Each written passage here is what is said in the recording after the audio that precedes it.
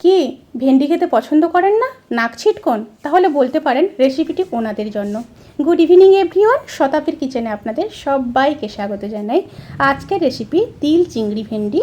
এইরকম একটি সুস্বাদু ভেন্ডির রেসিপি আমার মনে হয় না আগে কেউ কোনোদিন বানিয়েছে। তাহলে চলুন শুরু করা যাক আজকের এই সহজ এবং সুস্বাদু রেসিপি। ভেন্ডির এই রেসিপির জন্য আমি এখানে 250 গ্রাম ভেন্ডি নিয়ে নিয়েছি। সমস্ত ভেন্ডিগুলোকে কেটে নিয়ে তারপর ফিরে আসছি। সমস্ত ভেন্ডিগুলোকে কেটে নিয়েছি, সাথে দুটো মিডিয়াম সাইজের আলু দিয়েছি। এবার এই রেসিপির ক্ষেত্রে 150 গ্রাম চিংড়ি মাছ নিয়েছি। চিংড়ি মাছগুলোকে ম্যারিনেট করে নেব। তার জন্য দিয়ে দেব পরিমাণ মতো লবণ, আর দিয়ে দেব খুব সামান্য হলুদ। হলুদ আর লবণ দিয়ে চিংড়ি মাছকে ম্যারিনেট করে নিতে হবে। এবার একটা মশলা রেডি করে নেব। মশলার জন্য নিয়ে নেব একটা মিক্সিং বোল। বোলের মধ্যে দিয়ে দেব 2 চামচ তিল, 1 চামচ সাদা সর্ষে, 1 চামচ পোস্ত, আর দিয়ে দেব খুব সামান্য নারকেল, আর দিয়ে দেব 2 চামচ টক দই দিয়ে একটা স্মুথ পেস্ট রেডি করে নেব। প্যানের মধ্যে সর্ষের তেল দিয়ে দেব। তেলটা গরম হয়ে গেলে ভেন্ডিগুলোকে ভেজে নেব।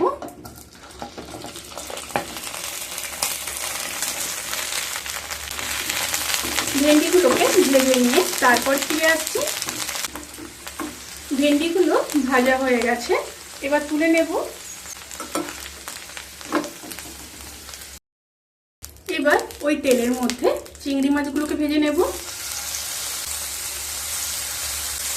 চিংড়ি মাছগুলোকে ভেজে নিয়ে ফিরে আসছি। চিংড়ি মাছগুলো ভাজা হয়ে গেছে, এবার চিংড়ি মাছগুলোকেও তুলে নেব। এবার ওই প্যানের মধ্যে আরো কিছুটা সর্ষের তেল দিয়ে দেব, প্রায় 2 চামচ মতো। তেলটা গরম হয়ে গেলে দিয়ে দেব 1/2 চামচ কালো জিরে। একটু নেড়ে নেব।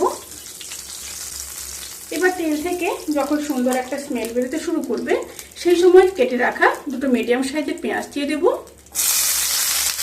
সাথে দিয়ে দেব 2 চেরা কাঁচা লঙ্কা। পেঁয়াজগুলোকে ভেজে নিয়ে তারপর ফিরে আসছি। পেঁয়াজগুলো যখন ভাজা ভাজা হয়ে যাবে, সেই সময় পেস্ট করে রাখা মশলা দিয়ে দেব। সাথে দিয়ে দেব 1/2 চামচ হলুদ গুঁড়ো, আর দিয়ে দেব পরিমাণ মতো লবণ। সাথে মশলা ধোয়া জল দিয়ে দিলাম। এবার খুব ভালোভাবে মশলাগুলোকে কষিয়ে নেব। মশলাগুলোকে খুব ভালোভাবে কষিয়ে নিয়ে তারপর ফিরে আসছি। মশলাগুলো যখন প্রায় কষে আসবে, সেই সময় কেটে রাখা আলুগুলোকে দিয়ে দেব।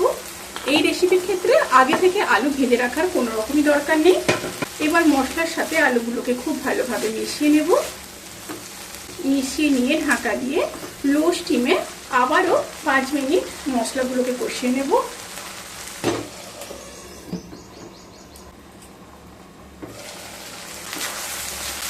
মশলা আর আলু যখন খুব ভালোভাবে কষানো হয়ে যাবে, তখন দিয়ে দেব পরিমাণ মতো জল।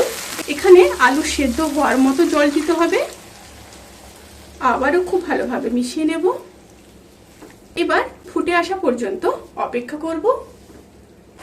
তরকারিটা যখন ফুটে আসবে, তখন স্টিমটাকে লো করে আলু সেদ্ধ হওয়া পর্যন্ত অপেক্ষা করব।